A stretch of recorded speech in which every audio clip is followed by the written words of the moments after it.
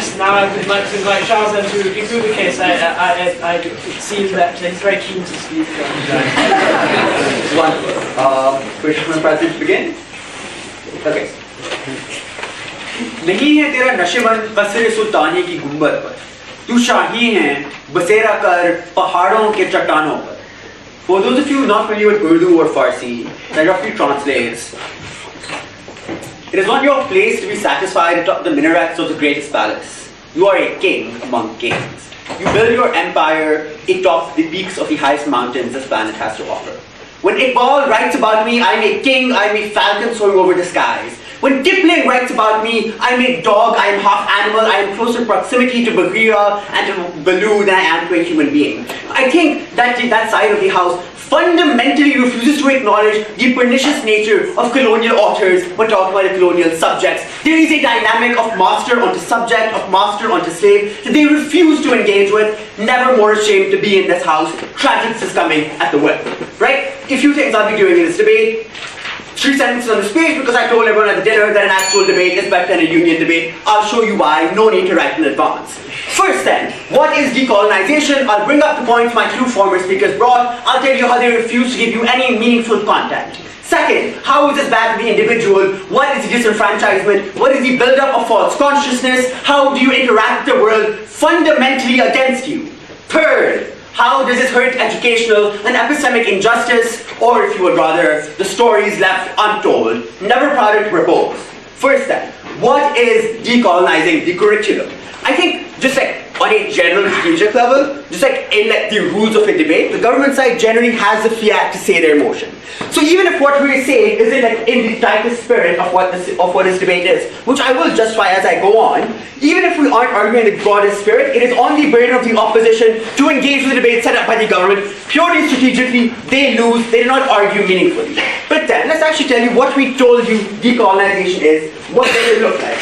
Broadly, it looks like a pluralism of opinions. It looks like the expansion of those narratives systematically excluded from curricula because they were seen to be, because they are presumed to have been penned by barbarians or to intellectual fools. What do I mean by this? I mean the interaction with people like Iqbal. I mean the interaction with people like Murasaki Shikibu. If I was allowed to complete my point, I would tell you how like the honorable deputy leader of opposition was misleading you. When I talked about Murasaki Shikibu penning the first modern novel 600 years before Don Quixote was written, and still most people in this country believe Don Quixote is the first novel. That is an instance of the colonial mindset ripping away credit from those who meritocracy deserve it. It is accreditation. No, thank you. It is accreditation. It is accreditation to those individuals who benefit from the color of their skin or the proximity to the socio-economic elite. Never prouder. What then do we actually offer you here? We say a few things. We say first, no, this is the broadest modeling you got from my 2 earlier speeches. First, it is expansion. In decolonization, the vast majority of instances is not about exclusion, it is about adding in new ideas. That is to say, look at the content we have taught for the last 150, 200 years, place it in the context of contemporaries from other parts of the world. This is teaching you about history penned during the Mughal dynasty. This is teaching you about historiography from people who were in the Umayyads or the Abbasids alongside the English and the French and the Germans. But even in the instance that like things are removed from the content, as they are so eager to talk to you about, let's talk about what is removed. Do I think it is going to be Isaac Newton's books being burnt? No! I'm a math student. I promise I am studying calculus. I don't understand these absurd ideas. What is removed under decolonization? It is the removal of things like eugenics and phrenology from general biological discourse. Those are the ideas being removed. I am perfectly fine to say, I don't think it is okay for them to vilify me for saying I don't want to learn like some pseudobiology that tells me I am closer to a monkey than I am to a human. I'll take a point. Do you think literature can be taught well in translation? I mean, you wouldn't usually study Dostoevsky in an English course. If we were to read contemporary 10th century Japanese. Okay, awesome. I mentioned that, which you're saying. Awesome. A few things. Firstly, yes, I think there is value to translate. I think just a priori, I think if you restrict yourself strictly to linguistic grounds of the language you're most familiar with, particularly in a world where most people only speak one language, you restrict the intellectual bounds you can interact with. I just don't think that's very good. I'll engage in good faith because I actually know how to work. I'm not a union speaker, right? Sorry. Right?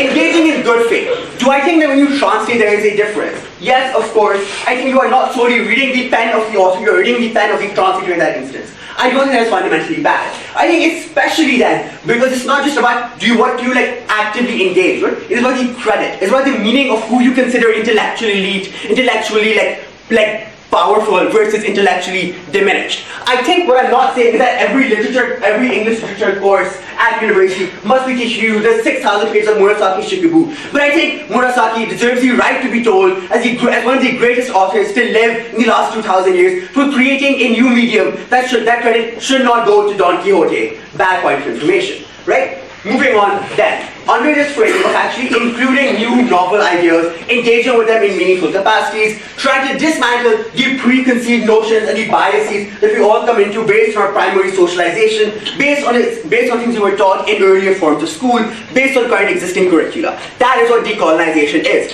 If up is to have a hope of winning this debate, the wit must engage the model we set out to you. I told you that the deputy leader opposition was to give fine job of rebutting a case we did not give. That is not what this debate is about. Do not let them mislead you. Second then, how does this hurt the individual? I want to talk to you about this. Circle back to the opening of the speech. What does it mean when the only people who tell me I am powerful, tell me there is dignity in my personhood, tell me that I'm intelligent, that I belong amongst the top people who look like me? What does it mean when the people who are generally regarded as not to be the most prestigious, what do you call, intellectual, the most prestigious academics, coming from second-rate or third-rate universities are the only ones who talk about my dignity? Even if not explicitly, even if not intentionally, the message I see is that they are lying. The message I see is that anyone worth their salt at Oxford or Cambridge or Durham, anyone worth their salt at Harvard or the rest of the Ivy League, does not agree with them. I think you internalize these narratives.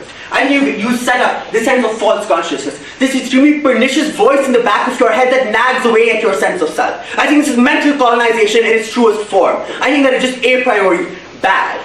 Practical impacts then. What happens if you are deprived of your sense of self because you are buying into these narratives that take away your dignity and the capacity to self-actualize? How are you likely to behave? You are likely to then, when you see that intellectual spaces are dominated by the white male elite, by cisgender people, by people who do not always look like you or sound like you or come from places you go to. When you see the people in your neighborhood are never going to university but they are all working at the corner store, then at the best they are earning £30,000 a year and never higher. Then if you want any hope, that is not what you hope for. You will only have your hopes dashed against the rocks. You lose your ambition. You are less likely to try or hope for a better future. You are less likely to push further. You are less likely to chase these avenues. You are less likely to pursue upper mobility because it is impossible. Because the only people who get there, people who are really intelligent, the people who are really revolutionary, do not look like you. We think that is bad.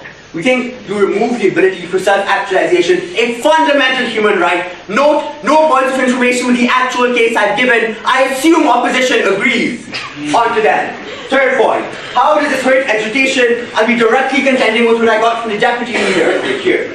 First, I will talk about the stories left untold purely by, this is assuming no ill will and no malice.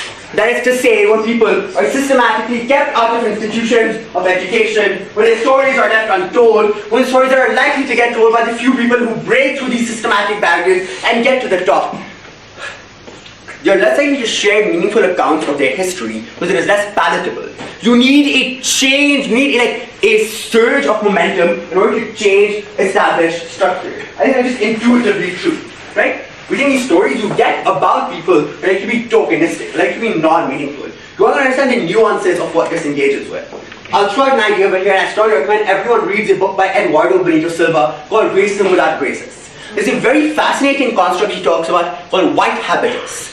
White habitus is the understanding of Caucasian people, but how they assume the world works and how the social structures that are catered to them work.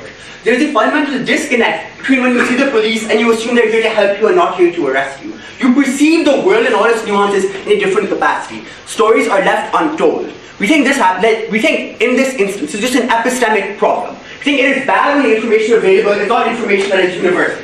We think it is bad when not all stories are told because learning isn't severely limited. By the analysis we get on meritocracy from that period of opposition, we should be salivating in the mouth for any form of pluralism. We should be trying to get the greatest diversity of opinion. We achieve that by actively pushing for it. What then have I showed to you in this debate?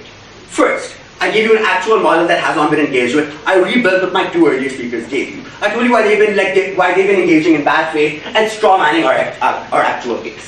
I then gave you a construction of the fundamentals human dignity to pursue your self-actualization and how this kneecaps the already disenfranchised and fundamentally disadvantaged in society.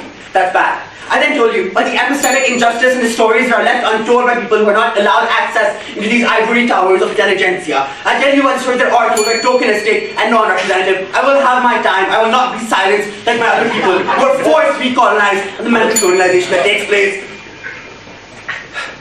Never promised to win.